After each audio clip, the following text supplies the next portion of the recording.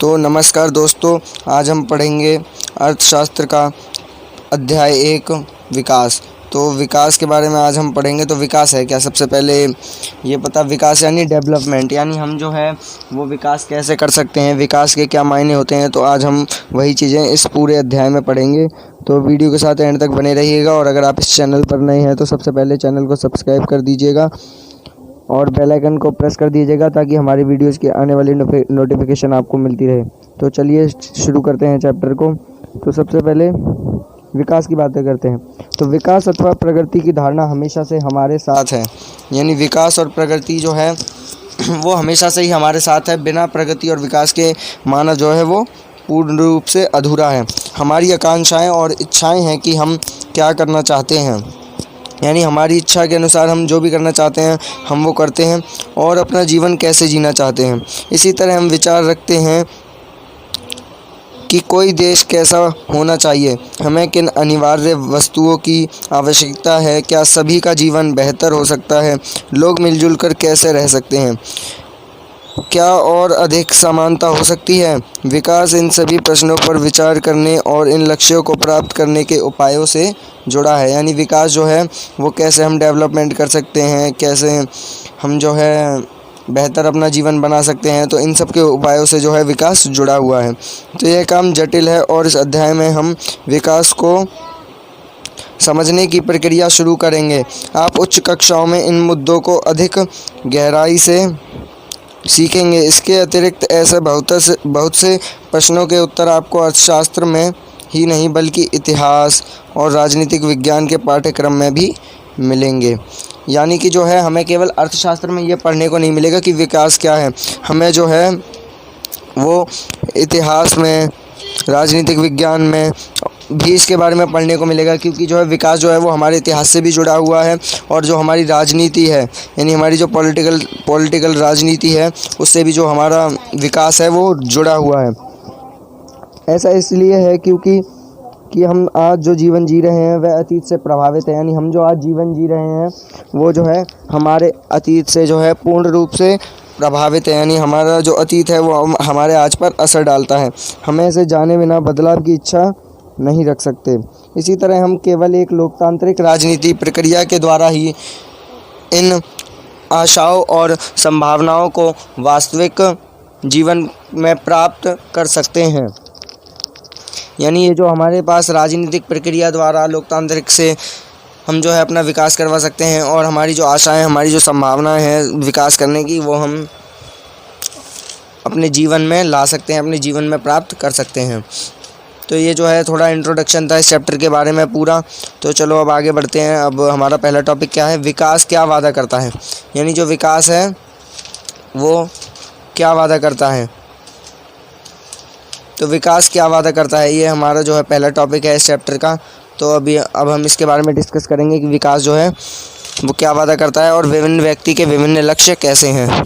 तो आइए चलते हैं। ये ऊपर एक तालिका है, इसको आपको जो है कर लीजिएगा, आपको समझ में आ जाएगी। आप थोड़ा पढ़ लेंगे इसे।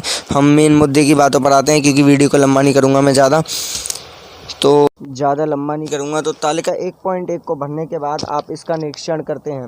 यानी ये जो तालिका है हम इसका निरीक्षण करते हैं, क्या इन सभी लोगों के विकास या प्रगति के बारे में एक जैसा विचार है। यानी इनका जो विचार है अपना विकास और प्रगति के बारे में सब एक जैसा ही सोच रहे हैं।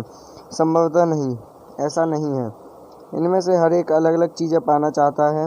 वे ऐसी चीज़ें चाहते हैं जो उनके लिए सर्वाधिक महत्वपूर्ण हैं, अर्थात वे चीज़ें जो उनकी आकांक्षाओं और इच्छाओं को पूरा कर सकें। यानी वो ऐसी चीज़ें चाहते हैं जो उनकी जो है दैनिक ज़रूरतों को, जो उनकी ज़रूरतें हैं, जो उनके लिए बहुत महत्वपूर्ण है, उन्हीं ज़रूरतों को वो अपना विकास मानते हैं और उन्हीं चीज़ों को वो चाहते हैं। वह पहले ये नहीं चाहेंगे कि भाई मेरे पास जो है वो एक एरोप्लेन हो, मेरे पास एक खिलौना हो। वो जो उनकी ज़रूरत की चीज़ें होंगी वो केवल उन्हें ही चाहेंगे पहले, और उसके बाद जब उनकी ज़रूरतें पूरी होंगी उसके बाद वह अपनी दूसरी इच्छाओं पर, अपने सपनों पर जो है पूरी तरह से मौका करेंगे। इच्छा को जो है पूरी तरह से, अपनी इच्छाओं को जो है पूरी तरह से मानेंगे। वास्तव में कई बार दो व्यक्ति या दो गुट ऐसी चीज़ें चाह सकते हैं जिनमें परस्पर विरोध हो। सच में कई बार ऐसा होता है कि दो व्यक्ति हैं या फिर दो समूह हैं, वो आपस में ऐसी चीज़ें मांग लेते हैं जो आपस में एक दूसरे के विरोध में हो। यानी कि ऊपर अब अगर आप तालिका पढ़ेंगे तो तालिका में जो पहला उदाहरण है उसमें जो ग्रामीण मजदूर हैं ये चाहते हैं कि उन्हें जो है अधिक मतलब मजदूरी मिले और जो है अधिक दिन तक उन्हें काम मिले और ज़्यादा मजदूरी उनके पास और उनके बच्चे स्कूल जा सकें अच्छे स्कूल में। और जो पंजाब के समृद्ध किसान हैं वह क्या चाहते हैं, वह ये चाहते हैं कि जो मजदूरी है वो उन्हें कम देनी पड़े, यानी जो है सस्ते मजदूर, मूल्य और मेहनती और सस्ते मजदूर द्वारा यानी जो है वो उच्च शिक्षा प्राप्त करना चाहते हैं। मेहनती और सस्ते मजदूरों द्वारा उच्च पारिवारिक एवं अन्य करना ताकि वे अपने बच्चों को विदेश में बसा सकें, यानी उन्हें कम मजदूरी देनी पड़े और जो है वो अपने परिवार को विदेशों में बसा सकें। यानी पंजाब के लोग अधिकतर जो है वो कनाडा जाने की सोचते हैं हमेशा, तो इसलिए ऐसा है। तो एक लड़की अपने भाई के समक्ष यानी एक लड़की अपने भाई के सामने आज़ादी और अवसर मिलने और भाई भी घर के कामकाज में हाथ बटाएगा की आशा रखती है। यानी एक कोई लड़की है वो अपने भाई से क्या आशा रखेगी कि उसका भाई भी जो है वो उसके घर के काम में हाथ बटाए और जो है उसे काम न करना पड़े, उसे अपने भाई के बराबर स्वतंत्रता मिले, वह कहीं भी आ जा सकती हो। इस तरह से वो जो है चाहती है कि उसे अपने भाई के बराबर जो है सम्मान दिया जाए। इसी तरह अधिक बिजली पाने के लिए उद्योगपति ज़्यादा बांध चाहते हैं, लेकिन इससे ज़मीन जलमग्न हो सकती है और उन लोगों का जीवन अस्त व्यस्त हो सकता है जो बेघर हो गए हैं। जैसा कि आदिवासी वे इसका विरोध कर सकते हैं और हो सकता है कि वे अपने खेती की सिंचाई के लिए केवल छोटे चेक बांध या तालाब पसंद करें। यानी जो हो सकता है लोग फ़ायदे के लिए कहते हैं कि हमें बांध बनवाने हैं और जो है हमें बांध बनवा देते हैं तो उन्हें उससे जो है बिजली मिलती है, बिजली का उन्हें फ़ायदा होता है। तो उस फ़ायदे के लिए वो जो है क्या करते हैं, जो गरीब लोग हैं उनको जंगलों से हटा देते हैं, आदिवासी समूहों को, और वो जो है फिर बेघर हो जाते हैं। इसलिए वह हो सकता है कि इसका विरोध करें। यानी जो उन उद्योगपतियों के लिए विकास है वो आदिवासियों के लिए विकास नहीं है। तो इस तरह दो बातें साफ हैं। एक अलग लोगों के विकास, ये देखिए बहुत इम्पोर्टेंट है ये लाइन। इस तरह दो बातें साफ हैं, एक अलग लोगों के लिए विकास का लक्ष्य भिन्न हो सकता है और दूसरे के लिए जो विकास है, जो एक के लिए विकास है वह दूसरे के लिए विकास ना होकर यहाँ तक कि वह दूसरे के लिए विनाशकारी भी हो सकता है। कुछ समझ में आया इससे? यानी कि जो हमारे लिए विकास है ज़रूरी नहीं कि वह दूसरे के लिए विकास होगा, हो सकता है कि वह दूसरे के लिए विकास न हो, वह दूसरे के लिए विनाश हो, यानी विनाशकारी हो सकता है, उसे बहुत घाटा हो रहा हो सकता है, उसकी जान पर बनाई हो। तो इस तरह से जो है वो कभी कभार जो होता है कि दो लोगों में विरोध आ जाता है, वो कहते हैं कि हमारे यहाँ ये पुल बनना चाहिए, दूसरा कहता है कि हमारे यहाँ नदी बननी चाहिए। तो हो सकता है कि एक के लिए जो विकास है वह दूसरे के लिए विनाशकारी साबित हो। तो अब पढ़ेंगे आय और अन्य लक्ष्य, जो कि अगला टॉपिक है इसी चैप्टर का, आय और अन्य लक्ष्य। आप अगर एक बार तालिका 1.1 को फिर देखें तो एक बात सामने पाएंगे, लोग चाहते हैं कि उन्हें नियमित काम, बेहतर मजदूरी और अपनी उपज अथवा अन्य उत्पादनों के लिए अच्छी कीमतें मिलें। दूसरे शब्दों में वह ज़्यादा आय चाहते हैं। यानी जो किसान हैं वो क्या चाहते हैं, किसान जो हैं अधिकतर किसान वो ये चाहते हैं कि उन्हें जो है वो बेहतर मजदूरी मिले और जो है अपनी उपज को वो बढ़ा सकें। और ये सब वो क्यों चाह रहे हैं, ताकि उनको जो है उनकी आय बढ़ जाए, यानी उनके पैसे जो उनकी इनकम है वो बढ़ जाए और वो अपनी इच्छाओं को पूरा कर सकें। तो किसी भी तरह से ज़्यादा आय चाहने के अतिरिक्त लोग बराबरी का व्यवहार, यानी लोग ज़रूरी नहीं है कि हमेशा आय चाहें, वह उसके अलावा भी कुछ चीज़ें होती हैं जो वो चाहते हैं। लोग बराबरी का व्यवहार चाहते हैं, स्वतंत्रता चाहते हैं, सुरक्षा और दूसरों से आदर मिलने की इच्छा भी रखते हैं। यानी वो ये भी चाहते हैं कि दूसरे उन्हें जो है वो आदर दें, उनका सम्मान करें, और वो सुरक्षा का भी जो है चाहते हैं, अपनी सुरक्षा। वे भेदभाव से अप्रसन्न होते हैं, यानी अगर किसी के साथ भेदभाव होगा तो जाहिर सी बात है कि वो जो है अप्रसन्न होगा, वो खुश नहीं होगा उससे। ये सभी महत्वपूर्ण लक्ष्य हैं, बल्कि कुछ मामलों में ये अधिक आय और अधिक उपभोग से भी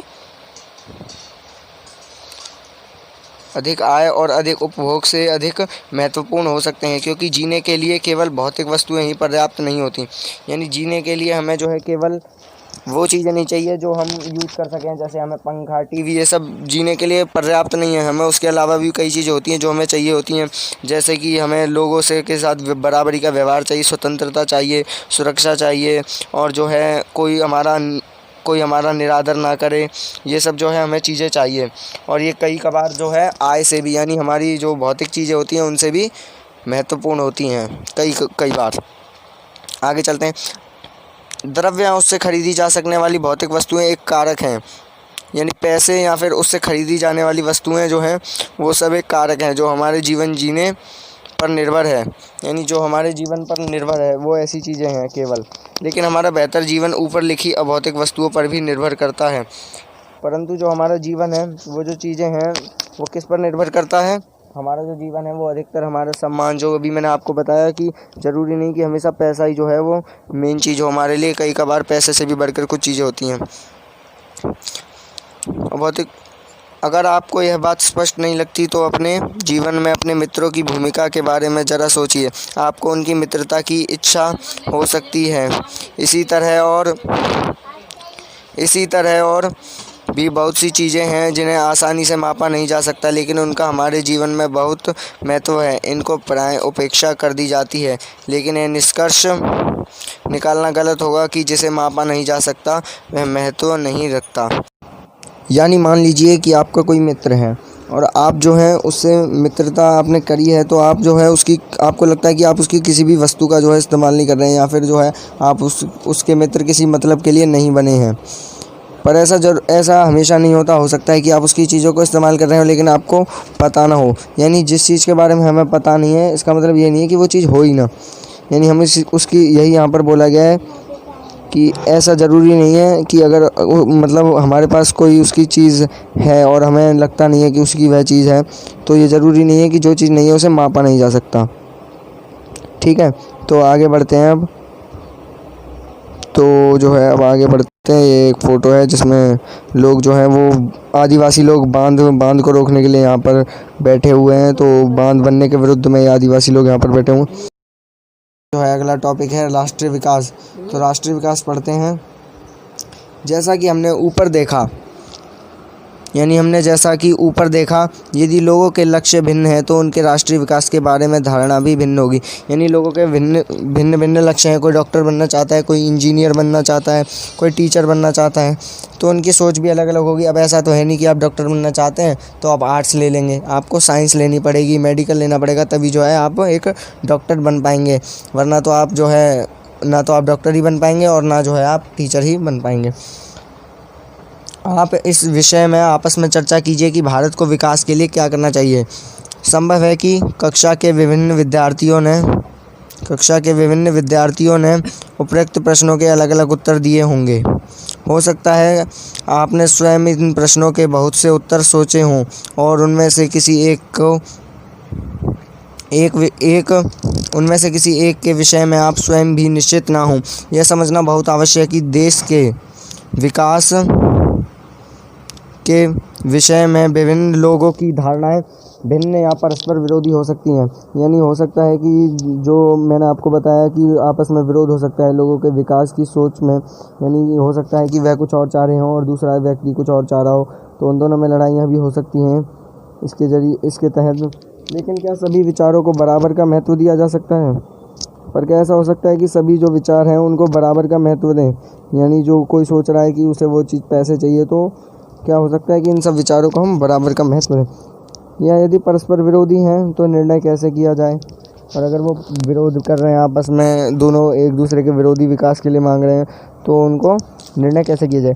सभी के लिए न्यायपूर्ण और सही राह क्या होगी? यानी सभी के लिए जो है वो न्यायपूर्ण और सही राह क्या होगी? यह भी सोचना होगा कि कार्य करने का कोई बेहतर तरीका है। क्या इस विचार से बहुत से लोगों को लाभ होगा या कुछ को ही? यानी ये भी देखना पड़ेगा कि हमें कार्य करने का कोई बेहतर तरीका, यानी इस कार्य को हम और आसानी से कैसे कर सकते हैं, और इस विचार से लोगों को लाभ होगा या कुछ को ही, और इस विचार से लोगों को कितना लाभ होगा, या फिर कुछ को ही लाभ होगा या फिर कुछ को नहीं होगा। राष्ट्रीय विकास का अभिप्राय इन सब प्रश्नों पर विचार करना है। राष्ट्रीय विकास का मतलब ही इन सभी प्रश्न जो अभी ऊपर उठे हैं इन सब पर विचार करना है। तो अब इन पर या एक और टेबल आ गया यहाँ पर, इसको आप पढ़ लीजिएगा। अगला करते हैं विभिन्न देशों या राज्यों की तुलना। यानी हम विभिन्न देशों और राज्यों की तुलना जो है वो कैसे कर सकते हैं, विभिन्न देशों और राज्यों की तुलना कैसे की जाए। आप पूछ सकते हैं कि अगर विकास का अर्थ अलग अलग हो सकता है तो फिर कुछ देशों को विकसित और कुछ को अविकसित कैसे कहा जा सकता है। ये आप सोच रहे होंगे कि जो है अगर विकास का मतलब अलग अलग है तो हो सकता है किसी देश में कोई चीज़ ज़्यादा हो, किसी देश में कोई चीज़ ज़्यादा हो, तो मतलब जो है किसी देश को विकसित और किसी देश को फिर अविकसित कैसे कह सकते हैं। इससे पहले कि हम इस विषय पर आए, एक अन्य प्रश्न के बारे में सोचते हैं। इससे पहले कि हम इस क्वेश्चन का आंसर दें, पहले कोई दूसरे प्रश्न पर चलते हैं। तो जब हम भिन्न चीज़ों की तुलना करते हैं तो उसमें समानताएं और अंतर दोनों हो सकते हैं। यानी अलग अलग हम चीज़ों की जब तुलना करेंगे तो उसमें कुछ चीज़ें समान होंगी, कुछ चीज़ों में अंतर होगा। हम इनकी तुलना करने के लिए किन पहलुओं का प्रयोग करते हैं। कक्षा में विद्यार्थियों को ही देखते हैं। हम विभिन्न विद्यार्थियों की तुलना कैसे कर सकते हैं। यानी हमारे जो क्लास में बच्चे हैं हम उनकी तुलना कैसे कर सकते हैं। उनमें ऊंचाई, स्वास्थ्य, प्रतिभा और रुचि के अनुसार अंतर है। यानी हो सकता है कि किसी का स्वास्थ्य बहुत अच्छा हो, किसी की हाइट बहुत ज़्यादा हो, किसी को जो है वो पढ़ने लिखने में अच्छा हो, किसी को इंटरेस्टिंग चीज़ें अच्छी लगती हों। हो सकता है कि सबसे स्वस्थ विद्यार्थी सबसे पढ़ाकू विद्यार्थी ना हो सकता है कि जो सबसे ताकतवर विद्यार्थी है क्लास का वो पढ़ाई लिखाई ना करता हो, वो सबसे अधिक बुद्धिमान ना हो।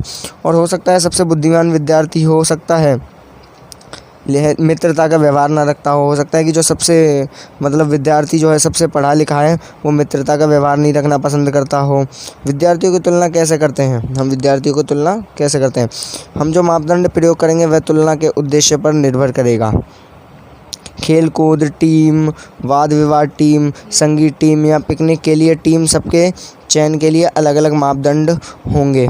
यानी जो पिकनिक की टीम, यानी हम खेल कूद टीम, वाद विवाद टीम, संगीत टीम, पिकनिक के लिए टीम के सबके चयन के अलग अलग मापदंड होंगे। यानी अगर हमें खेल कूद के लिए चाहिए तो हमें सबसे स्वस्थ बच्चे को लीडर बनाना पड़ेगा। अगर हमें वाद विवाद टीम के लिए चाहिए तो हमें जो है ऐसा बच्चा जो अच्छे से बोल पाता हो, समझ सकता हो, उसको बनाना पड़ेगा कैप्टन। अगर संगीत टीम हो तो जो सबसे अच्छा गाता है हमें उस मापदंड पर उन्हें बैठाना होगा और जो है उन्हें सही से करना होगा। फिर भी अगर हमें किसी उद्देश्य से कक्षा के विद्यार्थियों की सर्वांगीण प्रगति के बारे में मानक चाहिए तो हम उसे कैसे चुनेंगे। अगर मान लो हमें किसी उद्देश्य से जो है कक्षा के विद्यार्थियों के बारे में जानकारी चाहिए कि कौन बढ़िया है कौन बढ़िया नहीं है, तो हम क्या करेंगे। सामान्यतः हम व्यक्तियों की एक या दो महत्वपूर्ण विशिष्टताएं लेकर उनके आधार पर तुलना करते हैं। यानी हम जो है सामान्यतः यानी आमतौर पर एक या दो विशेषताएं जो होती हैं किसी व्यक्ति की, उनके आधार पर जो है हम तुलना करते हैं। तुलना के लिए क्या महत्वपूर्ण विशिष्टताएं चुनी जाएं, तुलना के लिए हम क्या क्या चुन सकते हैं। इस पर मतभेद हो सकते हैं। विद्यार्थियों को मित्रतापूर्ण व्यवहार और सहयोग भावना, उसकी संरचना, उनके प्राप्त अंक, यानी उसके क्या क्या हो सकते हैं उनके बीच में तुलना करने के लिए। उनकी मित्रतापूर्ण व्यवहार, वो कितना सहयोग करते हैं, सहयोग भावना कितनी है उनके अंदर, रचनात्मक यानी वो कितना क्रिएटिव हैं, उनके द्वारा प्राप्त अंक और उनकी जो कितने परसेंटेज आए हैं एग्ज़ाम में, ये सब चीज़ें जो है वो निर्भर करती हैं। यही बात विकास पर भी लागू होती है। विकास पर भी यही बात लागू होती है। देशों की तुलना करने के लिए उनकी आय सबसे महत्वपूर्ण विशिष्टता समझी जाती है। जिन देशों की आय अधिक है उन्हें कम आय वाले देशों से अधिक विकसित समझा जाता है। यानी हम जो है देशों की तुलना कैसे करते हैं, हम देशों की तुलना करते हैं आय के तौर पर, यानी किस देश में कितनी इनकम है, हम उसके तौर पर जो है देशों की तुलना करते हैं। जैसे कि अमेरिका जो है पूरे विश्व का सबसे अमीर यानी सबसे विकसित प्रांत है। हमने अमीर कहा, यानी वो अमीर जो है, हम विकसित देश की तुलना कैसे करते हैं आय से, और आय जो है वो सबसे ज़्यादा अमेरिका की है, तो इसलिए वो उसे सबसे ज़्यादा विकसित देश कहा जाता है। तो अब समझ पर आधारित है कि अधिक आय का अर्थ है मानवीय आवश्यकताओं की सभी वस्तुओं का अधिक होना। जो भी लोगों को पसंद है और जो उनके पास होना चाहिए वह उन सभी वस्तुओं को अधिक आय के द्वारा प्राप्त कर पाएंगे। यानी क्यों ऐसा होता है कि हम जो है ज़्यादा आय वाले देश को ही विकासशील देश मान रहे हैं, विकसित देश मान रहे हैं। क्यों ऐसा है? क्योंकि हो सकता है कि हमें जो चीज़ चाहिए वो हम पैसे से ही खरीदो। हम जो चीज़ पैसे से ख़रीद पाएंगे, अगर हमारे पास पैसा ज़्यादा होगा हम तो तो हम कोई भी चीज़ खरीद सकते हैं, कहीं भी जा सकते हैं, कुछ भी कर सकते हैं अगर हमारे पास पैसा है तो। अधिक आय के द्वारा प्राप्त कर पाएंगे, इसलिए ज़्यादा आय अपने आप में ये एक महत्वपूर्ण लक्ष्य समझा जाता है। इसलिए सबसे ज़्यादा जो है ज़्यादा आय को मान्यता दी जाती है कि जिस देश की भी ज़्यादा आय होगी वह देश ज़्यादा अमीर होगा। अब एक देश की आय क्या है, अब एक देश की इनकम क्या है?